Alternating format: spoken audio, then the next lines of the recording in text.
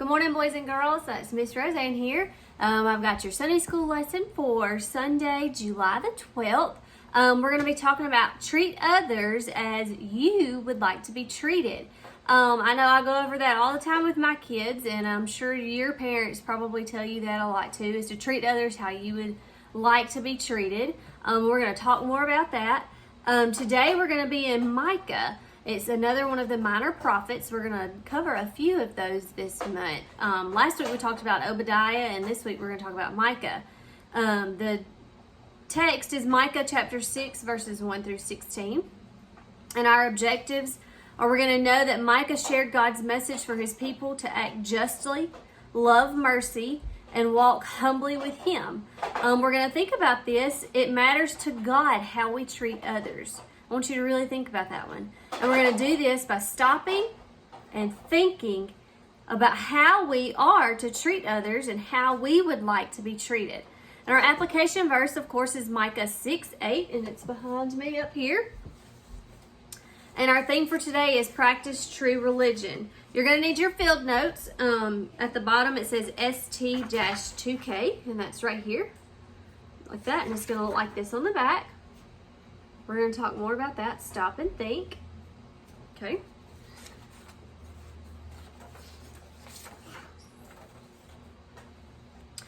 We're going to talk about how we should treat others. We're going to study the Old, like I said, we're going to study the Old Testament book of Micah today. And we're going to learn how God's people of Israel and Judah treated each other and what the result was. So we're going to find some good ways of how we should treat those around us. I have some little squares right here. I'll kind of hold them up right here. These are some ideas that you guys can do for how to treat others. Okay? It says be kind, be honest, share, forgive, don't be bossy, don't call people names, include everyone, work together, be a good listener, be willing to say you're sorry, be thankful, be dependable. And I'll show you those again. Those are some good ideas and good reminders on what you can do to treat others like you would like to be treated. Okay? So in the New Testament, in the last part of Luke 6:38, I'm going to read that really quick.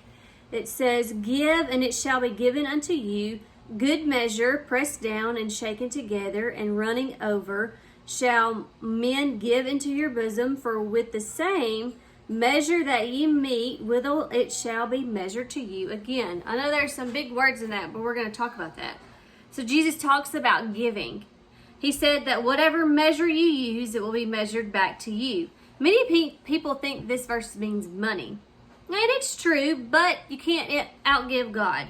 But in looking at the verses before and after this, it also means blessings, love, forgiveness, and other good things. So we're going to see if we can, we're going to talk more about this little biblical truth, okay?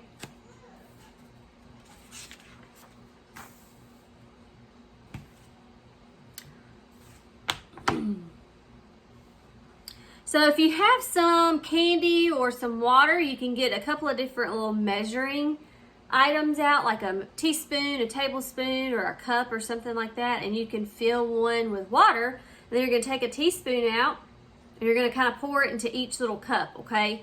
And after you do that, when you're done, you're going to see that whether that water is money or candy, that good things are like forgiveness, sharing, and others helping you, and you would like to feel that. So even if you don't receive a large amount of water or candy or money, or if you receive a tiny amount, of course, you being generous and giving that amount is what matters, okay?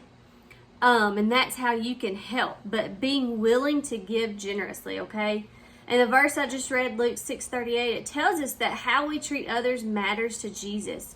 If you show only a little bit of kindness to others, what did Jesus say will come back to us? Just a little bit of kindness.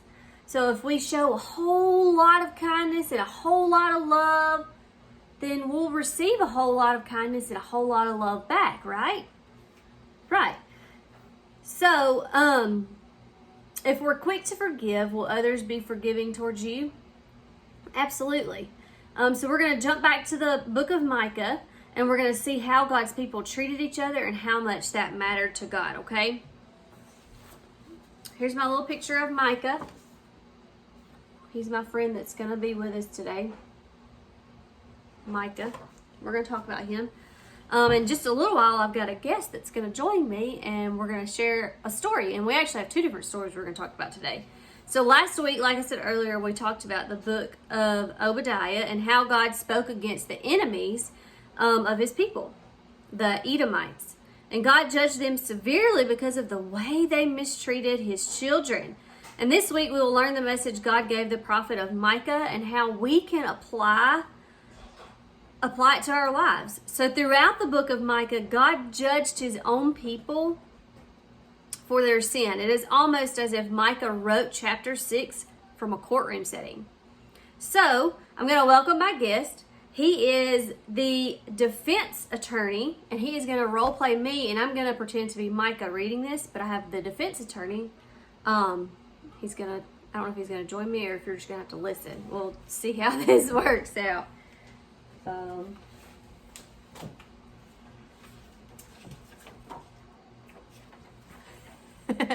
don't know that he's going to be able to actually join me. This is the defense attorney. So the court is in session, and we're going to hear from Micah, who's me, and the prosecuting attorney first. So, I'm honored to speak on behalf of what God has said against the people of Judah and Israel. It seems they have forgotten how God has been good to them. God brought them out of the slavery years in Egypt. God gave them great leaders such as Moses, Aaron, and Miriam to guide them through the wilderness. God allowed Balaam to bless them when King Balak wanted to curse them.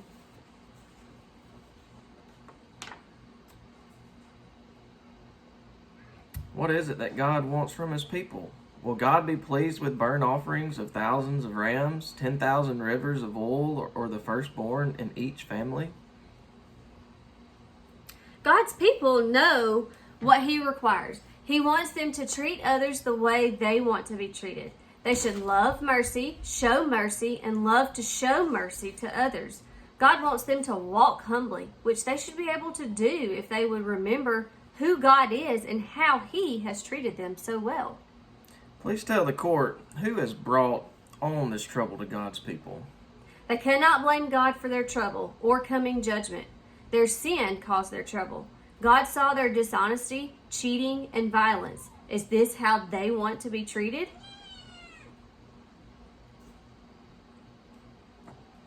Is this all God's people are accused of?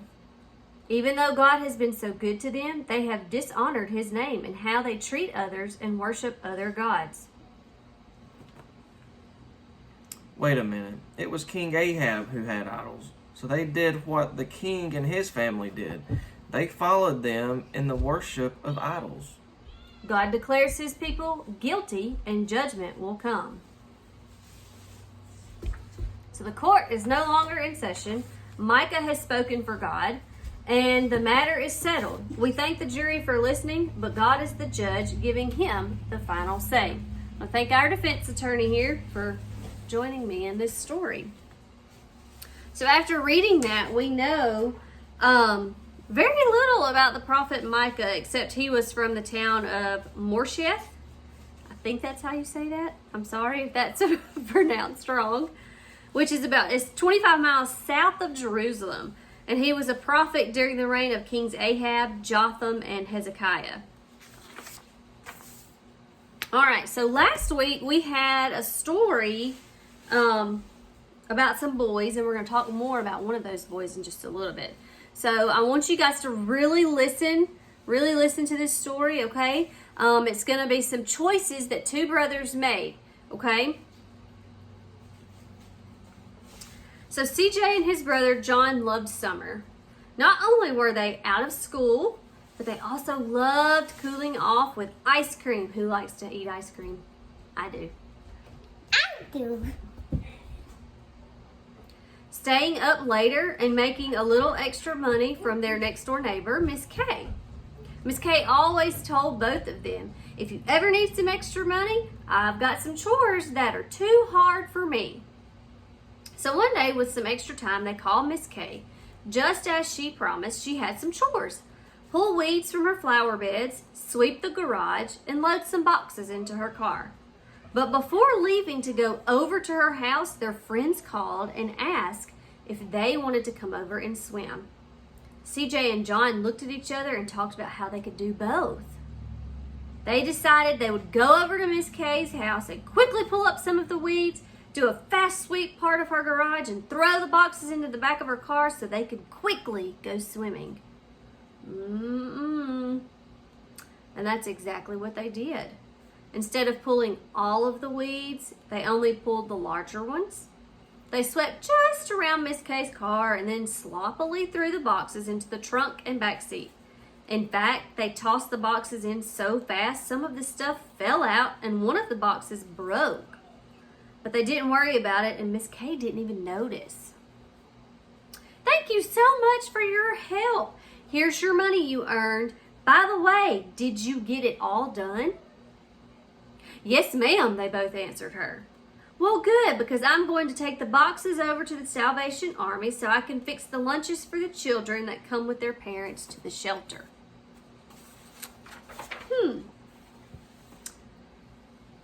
So what's the problem with what CJ and John did? I want you to really think about it. They did sweep her garage, they did put the boxes in her car, and they did pull weeds, but did they do the best that they could? No. So how do you think their choices could affect their relationship with Miss Kay? If they keep doing that, eventually Miss Kay's not going to let them come over and help her with chores, and even if they did, she probably won't pay them because they really didn't earn the money that she gave them, right? So who else might it have affected besides Miss Kay? Do you think CJ and John may feel guilty for lying to Miss Kay, telling her that they would do a good job and then they really didn't? It's possible. So Luke 6:31 says, and as ye would that men should do to you, do ye also to them likewise. We talked about do unto others as you would have them to do unto you. So if you show a little bit of kindness, then you'll receive a little bit of kindness. So if they're only doing these little side jobs halfway, then they're only going to halfway get what they deserve in return, right? Right. So what does God say about that? He really doesn't like that because he really does care about how we treat others, right? So Jesus told his followers to treat others like they would want to be treated. What are some choices CJ and John could have made that would have changed the outcome? I'll let you think on that one a minute. So the first choice they could have made is when their friends called and invited them swimming. They could have said, yes, we would love to come swimming, but we have some chores to do first, and it will be a little while. So they still could have gone swimming, and they still could have helped Miss Kay with all the chores that she wanted them to do, but they could have done them correctly if they would have just been honest with their friends and told them that they had some things they had to do before they could come swimming, right? Right. So Jesus taught his followers you can never give too much to God. And many people think this verse refers to money. Like I said earlier, you can't outgive God. But in looking at the verses before and after this, it also means blessings, love, and other good things. So notice the ending of the verse when Jesus said, the measure you use will be measured back to you. So that is similar to what Jesus said in a few verses before that in Luke 6:31. What are some ways CJ and John could have showed a giving spirit to Miss Kay the way they want to receive it back? Well, she gave them money for doing their chores, but considering they didn't do the chores all that great, they probably could have gave her money back and said, Miss Kay, we don't deserve your money because we did the chores, but we didn't do a great job at them, right? Right. All right, so last week we discussed what the beginning words of Micah 6:8 meant. These commands were not suggestions, but they were requirements for God, okay? I'm going to turn and read our verse. It says, Micah 6:8 says, "And what doth the Lord require of thee but to do justly, to love mercy, and to walk humbly with thy God." Okay, the word require is in that verse. So the first requirement, what does it mean to do justly or do justice? That means to treat others fairly. Or as we have learned today, you want to treat others like you would like to be treated. I tell Josie and Lucas this all the time. Treat each other like you would want to be treated. If he hits you, don't turn around and hit him back just because he hits you. If you don't want to be hit, then don't turn around and hit him back. Or if he's making fun of you, don't make fun of him if that's not how you want to be treated. You turn the other cheek and you kind of go your own way. You basically kindly ignore what's happening to you if that's not how you want to be treated. Okay?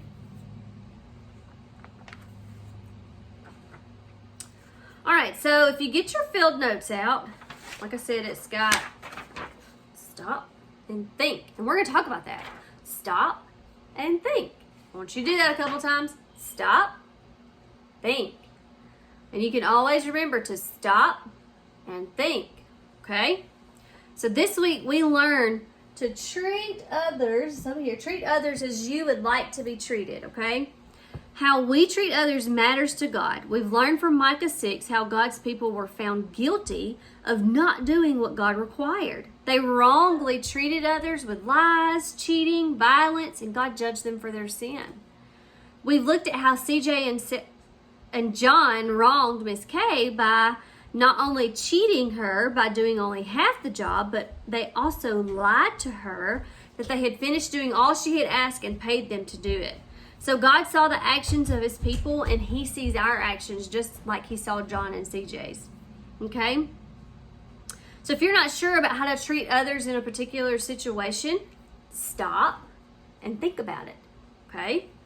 And I want you to always remember, you can always stop and think about how you've been treated, and then you can figure out how you want to treat that person. And it may not be like an immediate, oh, I know what to do. It may be a day or two. You don't know what to do in a certain situation, and you need to stop and think and talk to your parents, or talk to a guardian or a teacher or something like that. Don't ever hesitate to reach out, okay? So on your field notes, this right here, you can just color the stop sign and color the think bubble, okay? And then on the front, I want you guys to try your best to fill in right here. This is your memory verse, and these are on each week, and the words are down here at the bottom, okay? I want you to fill that in. That helps you memorize that scripture, okay? So what are some ways that you would like to be treated, and how can we use those ways to treat others? So for example, if you like it when others listen to you, we can remember to be a good listener to others. Or if we like to be kind, even though somebody's been really mean to us, then always remember to just show kindness no matter what, okay? So your next step is to stop and think, okay? And I want you to really do that about how you can treat others and how you would like to be treated, because school starts in a few weeks. And I know it's been a long time since we've been around our friends and our classmates. And a lot of people are going through a lot of different strange situations and strange scenarios. And always remember to stop and think about how you may feel if you know somebody's going through something, because you may not know. And it's, like I said, especially with school starting back up in a couple of weeks, always remember that. Stop and think. Try your best to show kindness. Treat others how you would want to be treated, and listen to your teachers. Don't talk while they're talking, and give them your utmost respect, and they'll do the same for you, okay? I love all of you. I look forward to seeing you. Get excited about VBS. We're recording lessons this week, and so I hope you all have registered and you get to come and join us. See you later. Bye.